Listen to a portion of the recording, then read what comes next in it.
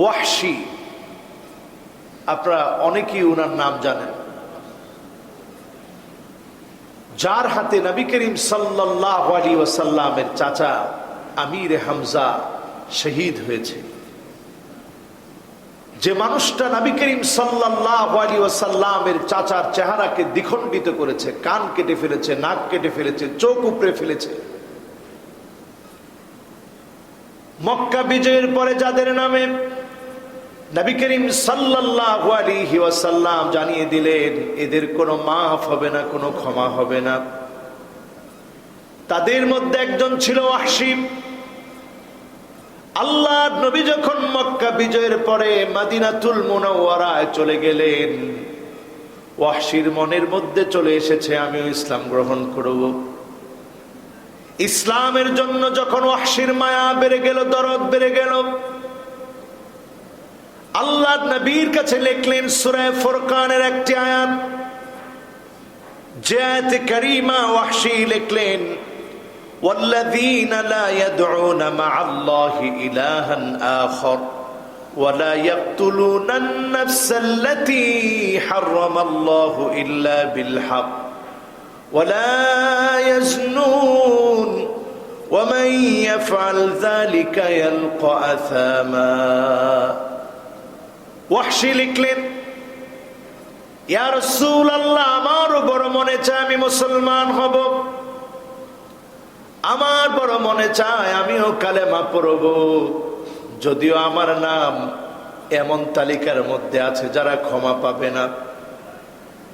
আমার বড় ভয় লাগে। আল্লাহ আয়াত নাযিল করলেন, والذين لا يدعون مع الله إلها آخر ويقتلون النفس التي حرم الله إلا بالحق ولا يزنون ومن يفعل ذلك يلقى أثاما। ইয়া রাসূলুল্লাহ, আমার বড় ভয় হয়, আল্লাহর সঙ্গে কত শিরক করেছি, অন্যান্য মূর্তিগুলাকে ডেকেছি, কেমন করে আমি ক্ষমা পাব? 2 নম্বরে শ্রেষ্ঠ মানুষটাকে নিজ হাতে আমি হত্যা করেছি, আমির হামজার মতো মানুষকে শহীদ করে দিয়েছি, কেমন করে আল্লাহ আমাকে মাফ করবে? আমি আমার জীবনে এত বড় অন্যায় করেছি, বারবার জিনা করেছি, কেমন করে আল্লাহ মাফ করবে? আমি তো শাস্তির মধ্যে নিমজ্জিত হব, পাকড়াও হয়ে যাব। আল্লাহর নবী যখন ওয়াহশীর চিঠি পেলেন আর শুনলেন সেও কালেমা পড়তে চায়, মুসলমান হতে চায়, সঙ্গে সঙ্গে আল্লাহর নবী আরেকটা চিঠি লেখালেন, ইল্লা মান তাবা ওয়া আমানা ওয়া আমিলা আমালান সালিহান فأولئك يبدل الله سيئاتهم حسنات।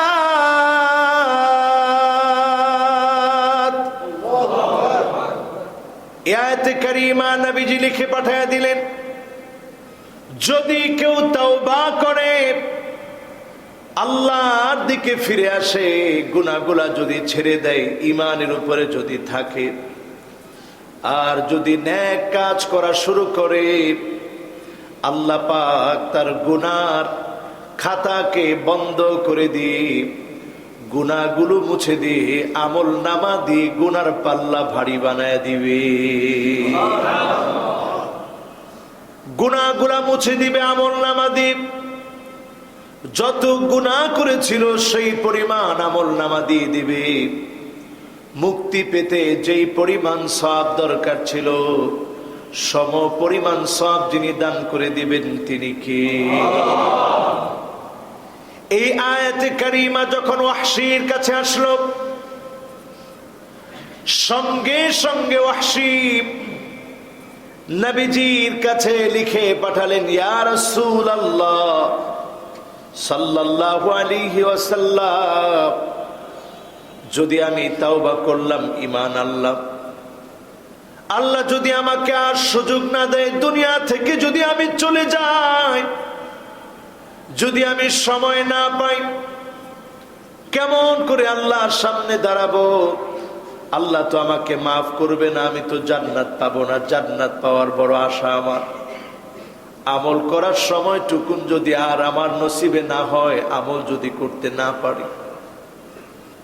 ওয়াহশী যখন এই কথা লিখে পাঠালেন,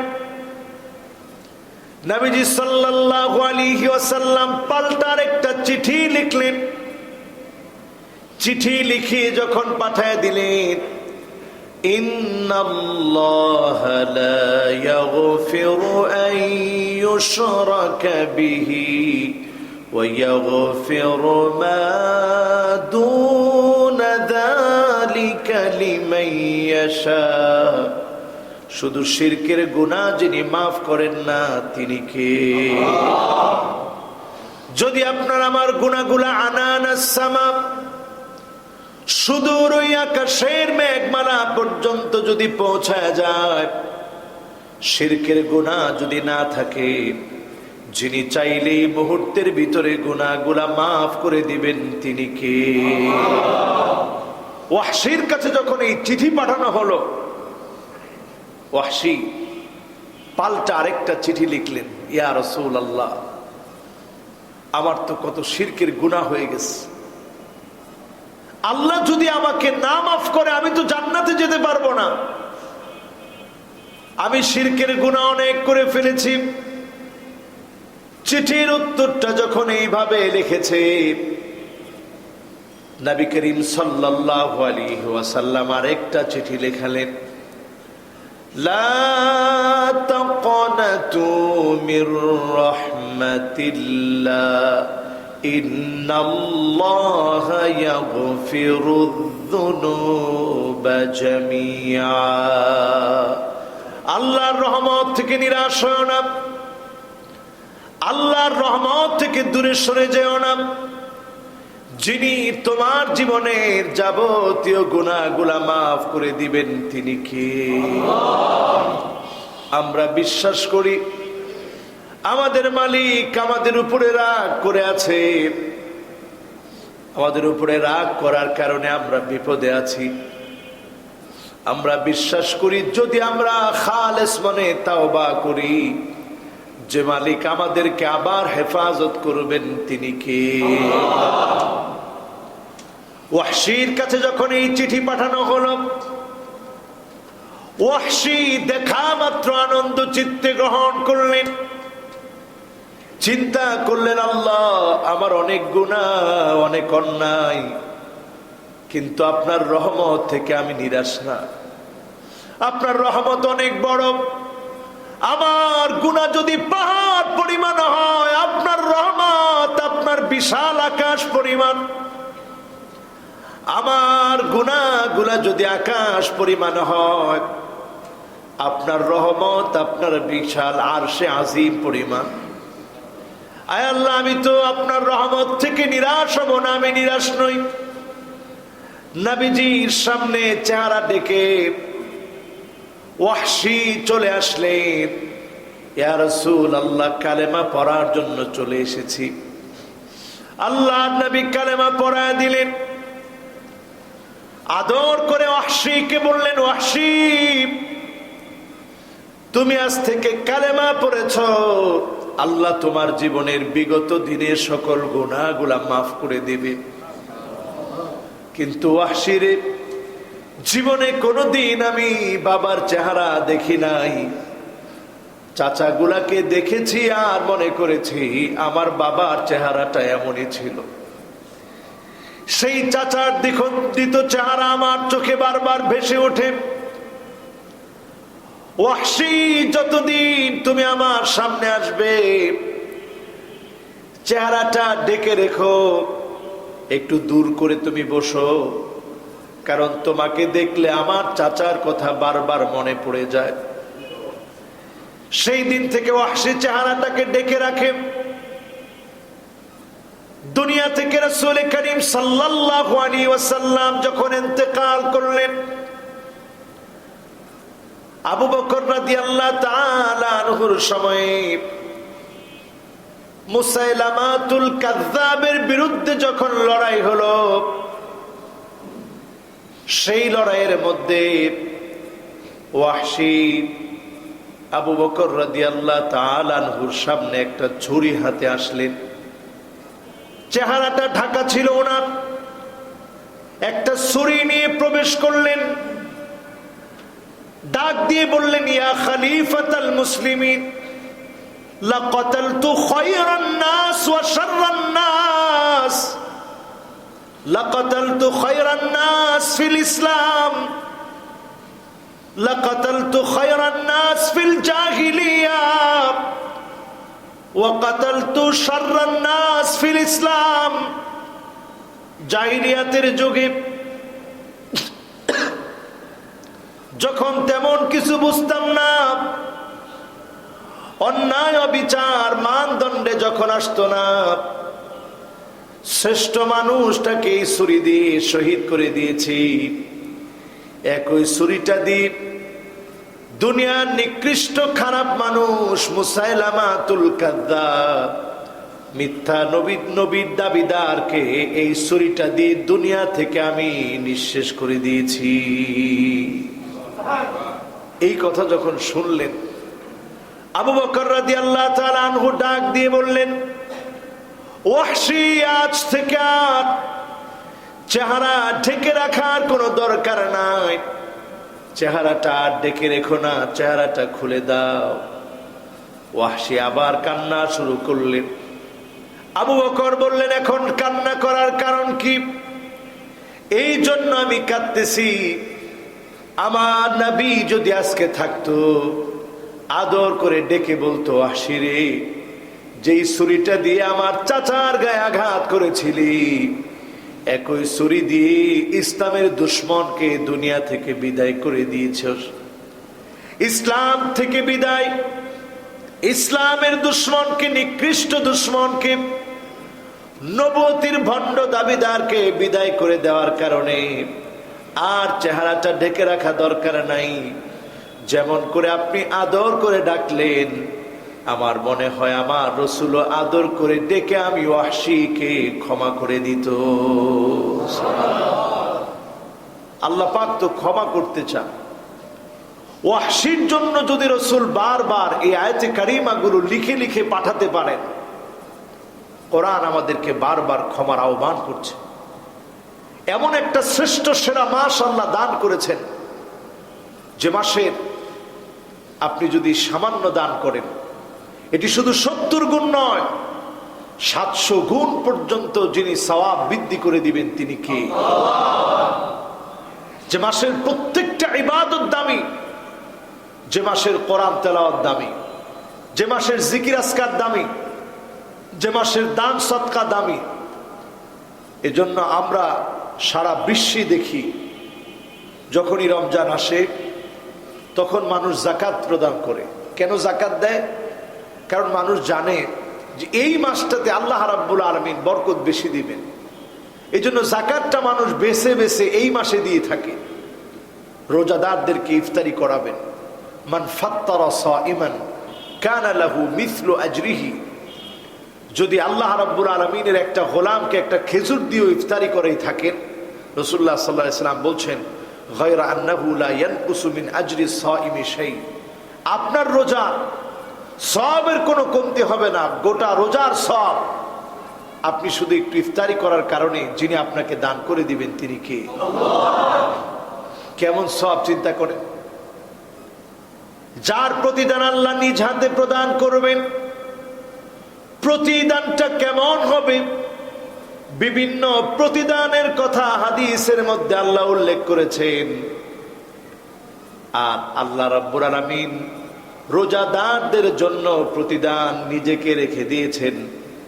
আমার আল্লাহ এমন প্রতিদান হবে, আল্লাহ যখন নিজেকে দেখার সৌভাগ্য দিবেন, বান্দার কলিজা ঠান্ডা হয়ে যাবে। বলেন আল্লাহু আকবার। আল্লাহ পাক নিজে দাওয়াত করবেন মেহমানদেরকে, মেহমানদারি করাবেন। লিসাইমি ফারহাতান, রোজাদারদের জন্য দুইটা খুশির সময় আছে। একটা হচ্ছে ফারহাতুন ইনদা লিকাই রাব্বি, যেদিন আল্লাহ সাক্ষাৎ পাবে চূড়ান্ত ভাবে রোজাদারদেরকে যিনি খুশি বানায় দিবেন তিনি কে? ফারহাতুন ইনদা ফিতরিহি, আবার যখন ইফতারি করার জন্য বসেন এই সময়ে রোজাদারদেরকে যিনি খুশি বানায় দেন তিনি কে? আর চূড়ান্ত খুশিটা আমার আল্লাহর সামনে হবে। সেই খুশিটা কেমন? সেই খুশিটা এমন হবে, সালামুন কওলাম মির রাব্বির রহিম।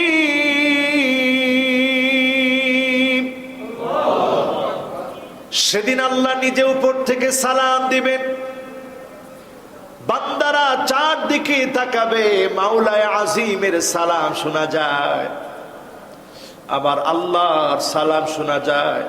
আল্লাহকে দেখা যায় না, সালাম শুনতেছি। আল্লাহ সেদিন ডাক দিয়ে বলবে, ওয়ামতাজুল ইয়াওমা আইয়ুহাল মুজরিমুন,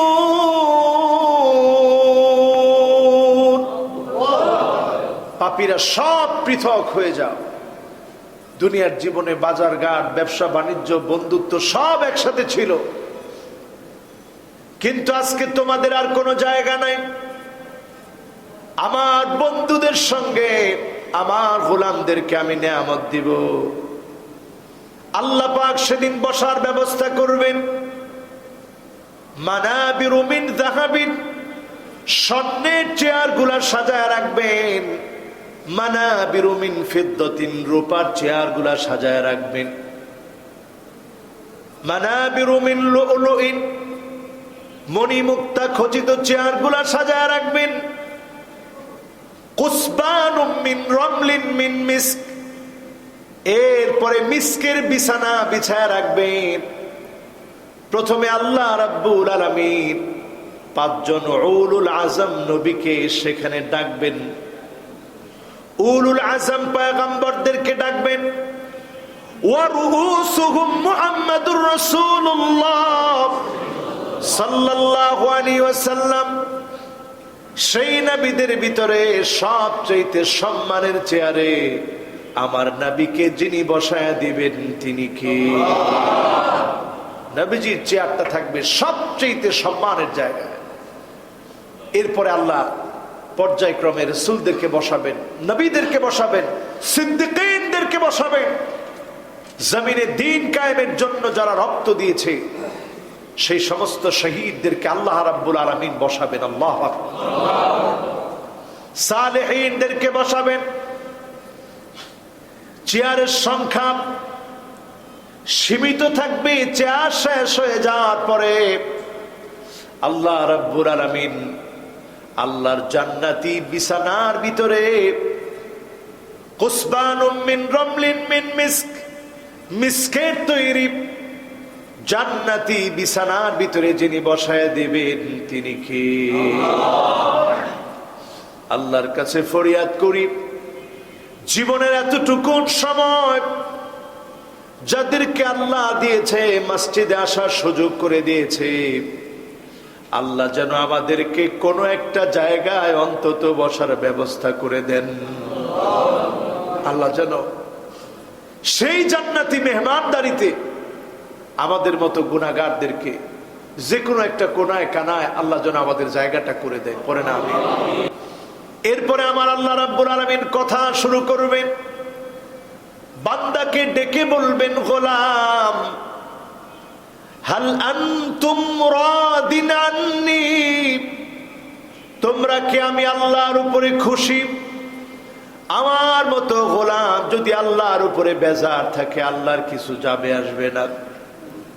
এরপরে আল্লাহ আমাকে লক্ষ্য করে, বান্দাদেরকে লক্ষ্য করে, জান্নাতীদেরকে লক্ষ্য করে বলবে, হাল আনতুম রাদিন আন্নি, গোলাম তোমরা কি আমার উপরে খুশি? জান্নাতীরা সেদিন বলবে, আল্লাহ গুনাহ মাফ করে দিয়েছেন, গুনাহগুলা গোপন করেছেন, জান্নাতের মালিক বানায় দিয়েছেন, জাহান্নামের আগুন থেকে মুক্তি দিয়েছেন। কেমন করে খুশি না হব রে মালিক, আমরা আপনার উপরে খুশি। এবার আল্লাহ রাব্বুল আলামিন বলবে, ইবাদি সালুনি উতিকুম। আমি আল্লাহর কাছে কিছু একটা চাও, আমি আল্লাহ তোমাদেরকে কিছু একটা দিতে চাই। বলেন আল্লাহু আকবার। জান্নাতীরা বলবে, আল্লাহ কি দিবেন? সব তো আপনি দিয়েছেন, এত এত নিয়ামত। ওয়ালাকুম ফিহা মা তাশতাহি আনফুসুকুম ওয়ালাকুম ফিহা মা তাদউন।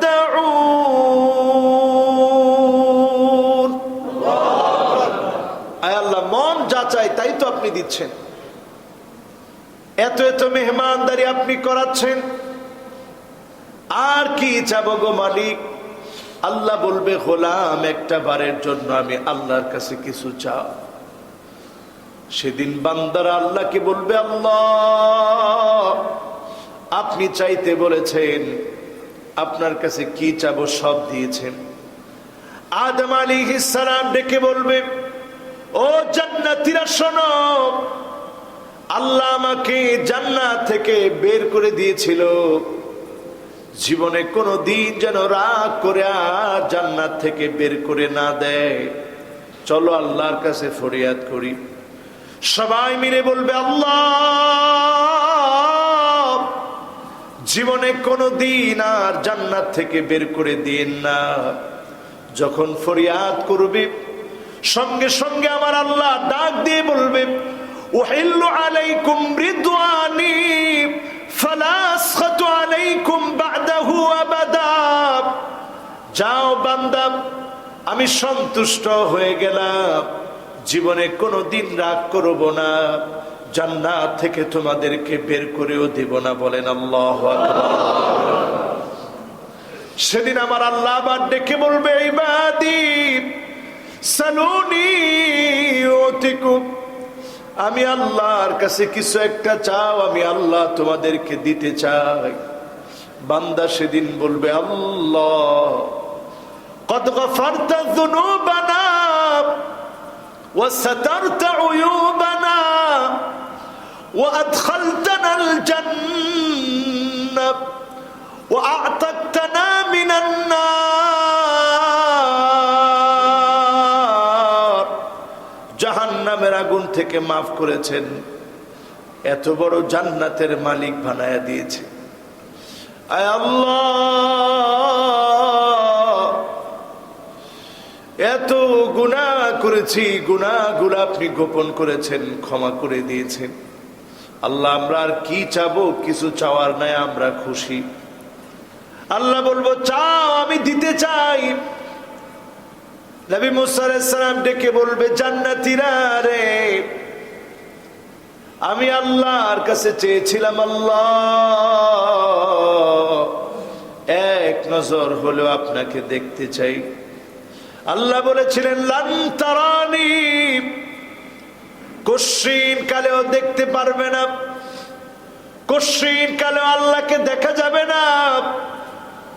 দুনিয়ার চর্মচক্ষু দিয়ে আল্লাহকে দেখা যায় না। সেদিন আমার আল্লাহ, নবী মুসা আলাইহিস সালাম যখন সেদিন জান্নাতীদেরকে বলবে, আসো আল্লাহকে দেখার জন্য ফরিয়াদ করি, সকল মানুষ মিলে যখন ফরিয়াদ করবে, আল্লাহ রাব্বুল আলামিন পর্দাগুলো সরায় দিবেন। সাতারাউনা রাব্বাহুম কামা তারাউনা হাযাল কমার। পূর্ণিমার চাঁদের মতো সেদিন গোলাম আল্লাহকে দেখবে। ফায়ানজুরুনা ইলা ওয়াজহিহি ওয়া ইয়ানজুরু ইলা ওয়াজহিহি। আমার আল্লাহ তার গোলামদের দিকে এক নজরে তাকায় থাকবে, গোলামেরা এক নজরে আল্লাহর দিকে তাকায় থাকবে। যুগের পর যুগ, কালের পর কাল চলে যাবে, এই মেহমানদারি যিনি গোলামদেরকে করাবেন তিনি কে? আস-সাওমুলি, ওয়া আনা আজজিউ বিহি ওয়া উজজা বিহি। আস-সাওমু লি ওয়া আনা আজজিউ বিহি ওয়া ফি রিওয়ায়াতিন উখরা উজজা বিহি। রোজার প্রতিদানই হচ্ছে স্বয়ং আল্লাহ তাআলা নিজেই। তো এই রোজা রাখার কারণে যিনি সেদিন আমাদেরকে প্রতিদানে ধন্য করবেন তিনি কে? একটু রোজা রাখলেন। অন্যান্য ধর্মাবলম্বী যারা আছে তারা উপবাস করে নিজেদেরকে হেলদি লাইফস্টাইলে চলার জন্যে, শরীর থেকে টক্সিনগুলো বের করার জন্যে তারা নিজেরা উপবাস করে, লম্বা সময় না খেয়ে থাকে। আর আল্লাহ আমাদেরকে কি পরিমাণ ভালোবাসে, তারা তাদের খাদ্যাভ্যাসে পরিবর্তন আনে, উপবাস থাকে নিজেরা ইচ্ছা করে। আর আমাদেরকে আল্লাহ রাব্বুল আলামিন ভালোবেসে 1 মাস শরীর থেকে বিষাক্ত বিষক্রিয়াগুলো বের করে দিয়ে মোমেনদেরকে সুস্থ বানানোর জন্য, ঈমানি চেতনায় উজ্জীবিত করার জন্যে, তাকওয়ার মতো মহা গুণে গুণান্বিত বানিয়ে জান্নাতি বানানোর জন্য যিনি একটি সওয়াবে ভরা মৌসুম দান করেছেন, এই মৌসুমের নাম হচ্ছে শাহরু রমাদান। এই মৌসুমের সময়গুলা যেন কোনোভাবেই খেলায় খেলায় কেটে না যায়। ইফতারের আগ মুহূর্তে অন্তত 5টা মিনিট আল্লাহর কাছে কাঁদেন। আইনান লা তামাসসুহুমান নার, 2টা চোখ বড় দামি আল্লাহর কাছে। আইনুন বাকাত মিন খাশিয়াতিল্লাহ, যেই চোখটা আল্লাহর জন্য কাঁদবে, আল্লাহর জন্য চোখের পানি ছেড়ে দিবে, এই চোখটা বড় দামি হয়ে যাবে মালিকের কাছে। ইফতারের আগ মুহূর্তে আল্লাহর কাছে কাঁদেন, ফরিয়াদ করেন, আল্লাহর কাছে কেঁদে কেঁদে বলেন, আল্লাহ আমি অনেক বড় গুনাহগার, অনেক বড় অন্যায়কারী, অনেক গুনাহ করেছি, দুনিয়ার কেউ জানে না, শুধু আপনি জানেন। এই সময়ে যখন দোয়া করবেন, যিনি আমার আপনার দোয়া কবুল করবেন তিনি কে? মনের ভিতরে বিশ্বাস নিয়ে আসেন। ওয়া আনতুম মুকিনুনা বিল ইজাবাহ, এমন ভাবে দোয়া করেন যে আল্লাহ অবশ্যই আমার দোয়া কবুল করবে, আল্লাহ ফিরায় দিবে না। তিনি তো ফিরায় দেন না। এই যে আমাদেরকে আল্লাহ সুস্থ রাখছে, আমরা এক সময় বিভিন্ন দেশের নাম বলতাম, অমুক দেশে এতজন মানুষ মারা যাচ্ছে। আজকে আমার দেশের কঠিন পরিস্থিতি চলছে, এরপরেও যদি আমরা না বুঝি, এটা এমনিতে আসে নাই। আল্লাহর আযাব তখন আসে, আল্লাহর আযাব তখন আসে যখন দেখবেন আনতুক্তাল আরহাম, আত্মীয়তার সম্পর্ক যখন ছিন্ন করা হয়, তখন আল্লাহর পক্ষ থেকে আযাব নেমে আসে।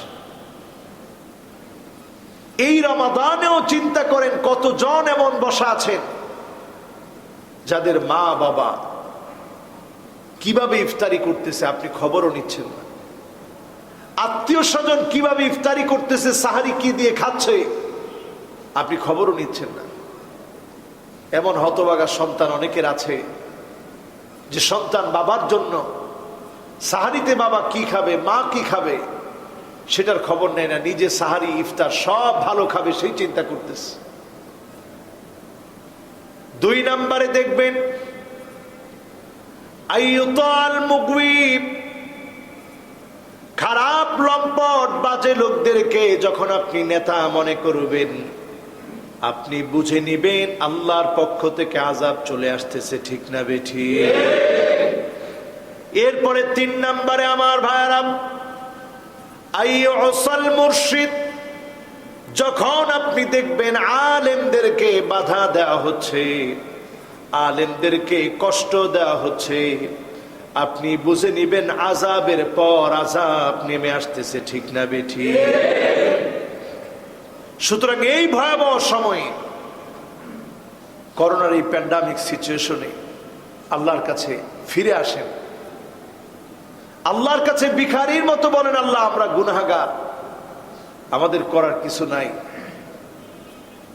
এমন পরিস্থিতি এখন যদি আমার দেশে ভয়াবহ পরিস্থিতি আসে, এই দেশের মানুষ কোথায় যাবে? এদেশের মানুষ আল্লাহকে কতটা মহব্বত করে, কতটা ভালোবাসে। সালাত ও তারাবির সময়ে হাজারো নিষেধাজ্ঞার পরেও মুসল্লিরা দেখা গিয়েছে যে রাস্তার মধ্যে সালাত আদায় করতেছে। কান্নাকাটি করে হলেও মসজিদে প্রবেশ করতে হবে। আচ্ছা বলেন তো, এই সালাত ও তারাবির হুকুম কি? এই নামাজের হুকুম কি? সুন্নাত। কিন্তু বান্দার মহব্বত কত বেশি, পড়ার জন্য বান্দা পাগল পারা। আমাকে সুন্নতের পাবন্দী হতে হবে। রমজান এসেছে, তারাবির মতো বরকত হাতছাড়া করা যাবে না। এমনকি 5 ওয়াক্ত নামাজে এখন মুসল্লির সংখ্যা কম না বেশি? মুসল্লির সংখ্যা বেশি। কারণ মানুষ বুঝতেছে আল্লাহ আমার অন্যায়ের কারণে আল্লাহ আপনি আবার রাগ করেছেন। আমরা তো বিশ্বাস করি এই বাংলাদেশের পরিস্থিতি যেমন খারাপ হয়েছিল, আবার যিনি শুভ সংবাদ দিয়েছিলেন তিনি কি? সুতরাং শুভ সংবাদ যদি পেতে হয়, আবার আমার দেশে আল্লাহকে ডাকতে হবে সকল গোলাম মিলে। রাষ্ট্রীয় পর্যায়ে তওবা ইস্তেগফার করতে হবে। আল্লাহর উপরে অবিচল আস্থা এবং বিশ্বাস বাড়াতে হবে। কথাবার্তা বলার ক্ষেত্রে সজাগ সচেতন হতে হবে। আমরা এরকম কখনো বলবো না যে শুধুমাত্র স্যানিটাইজার আর মাস্ক ব্যবহার করলেই আপনি আমি সুস্থ থাকবো, এমনটা বলার কোনো সুযোগ নাই। তবে সবটা আমাদেরকে ব্যবহার করতে হবে। যতটুকু সতর্ক থাকা যায় সতর্ক থাকবেন। যিনি অসুস্থ আছেন, প্রয়োজনে আপনি বাসায় থাকবেন। ফায়ামকুসু ফি বালাদিহি সাবিরান মুহতাসিবা, আপনি ধৈর্য ধরে বাসায় অবস্থান করবেন। বলবেন আল্লাহ আমি অসুস্থ হয়েছি, আমার কোনো ভাইকে আল্লাহ আপনি অসুস্থ বানায়েন না।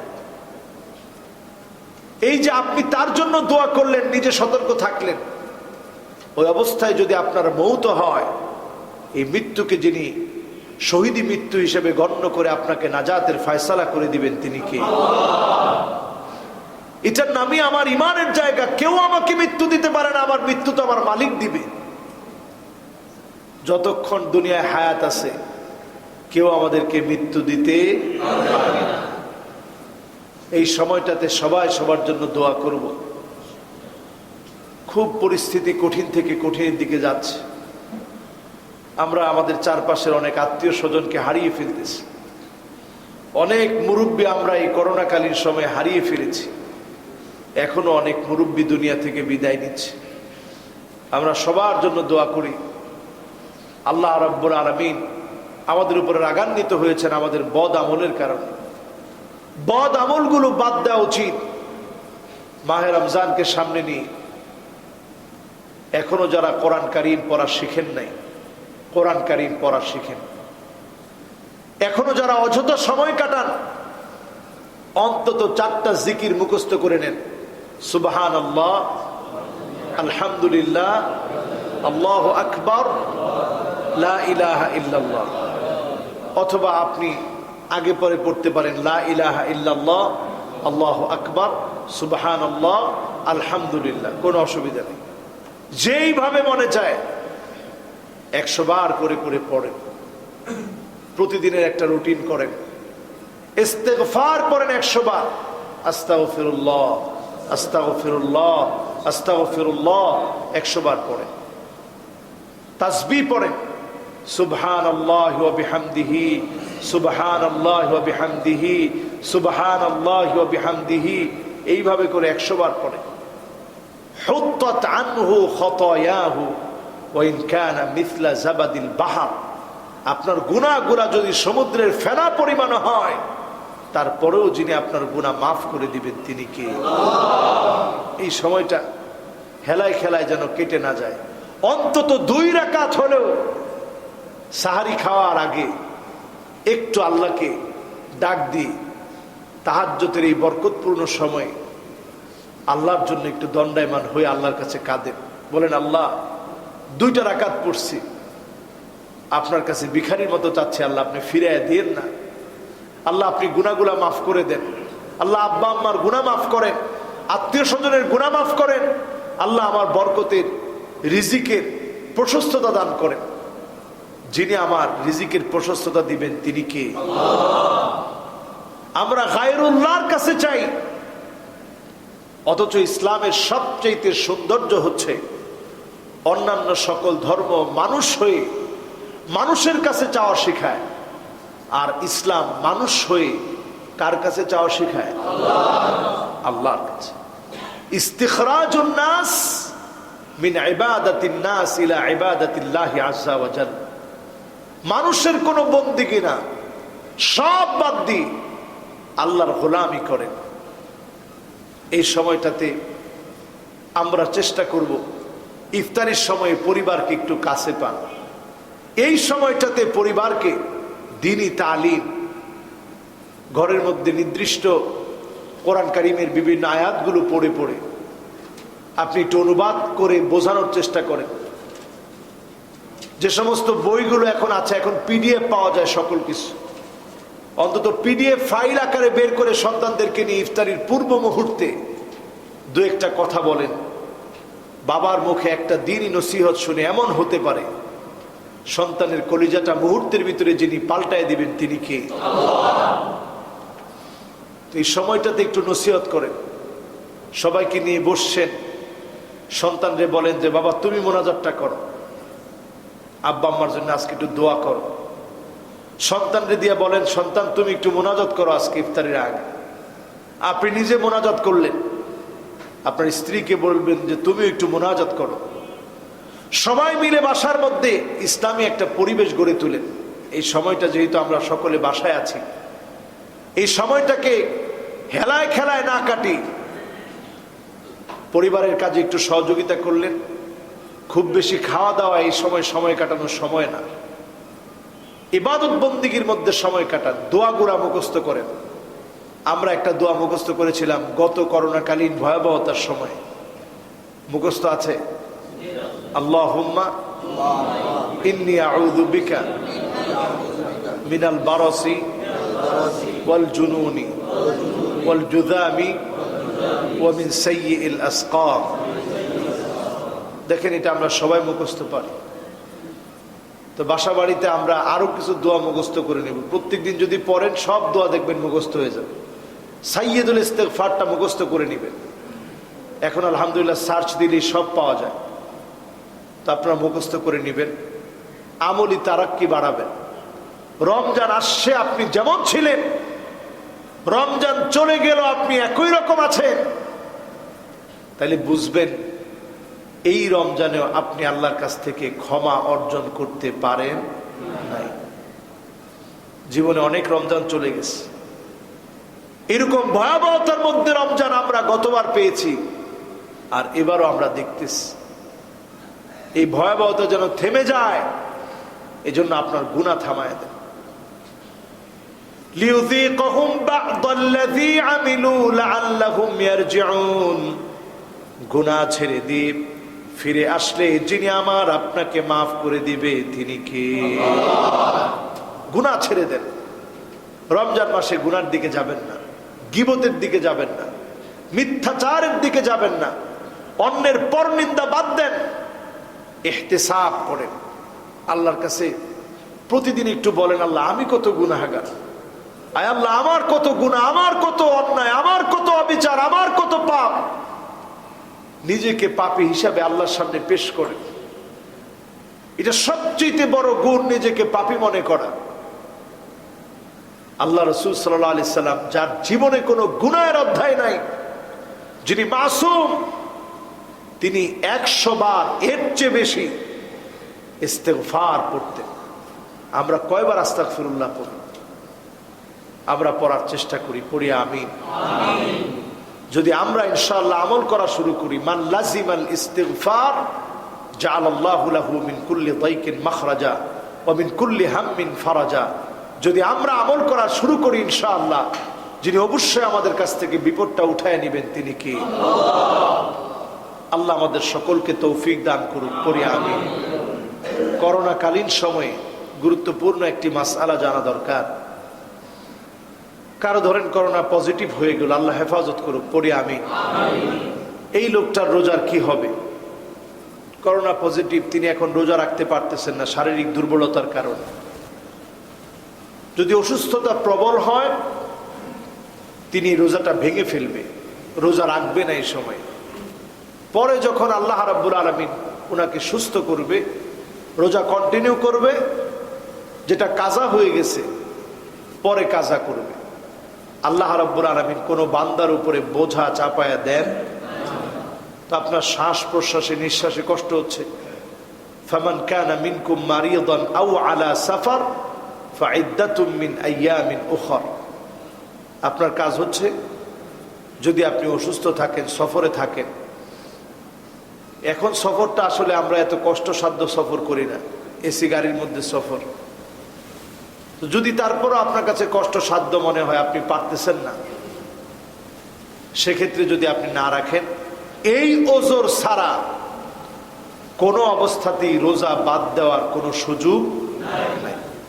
আল্লাহ তাআলা আমাদের প্রত্যেককে, নর নারী প্রাপ্তবয়স্ক প্রত্যেককে, মা উলজিমা আলাইহি কুলফা, যার উপরে শরীয়ত পড়েছে, শরীয়ত যার উপরে অর্পিত হয়েছে, এমন বালেগ সন্তান যাদের আছে, আপনার চোখে তো কখনো সন্তান বড় হবে না, আপনার চোখে সন্তান সবসময় ছোটই থাকবে। তো সন্তান আপনার চোখে ছোট, কিন্তু শরীয়তের চোখে সন্তান ছোট না।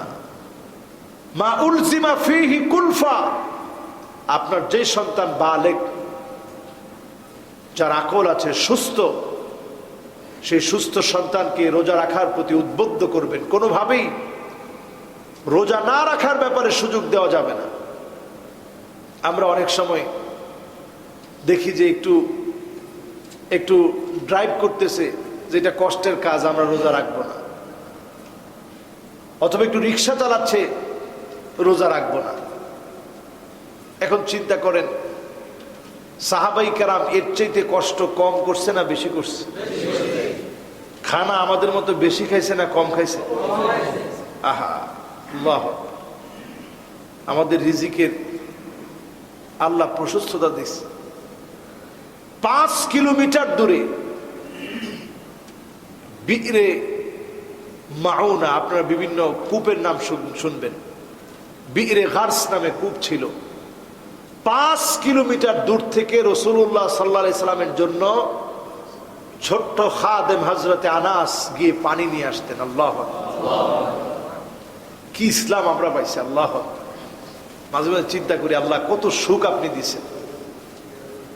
5 কিলোমিটার দূরে গিয়ে শুধু পানি নিয়ে আসতো।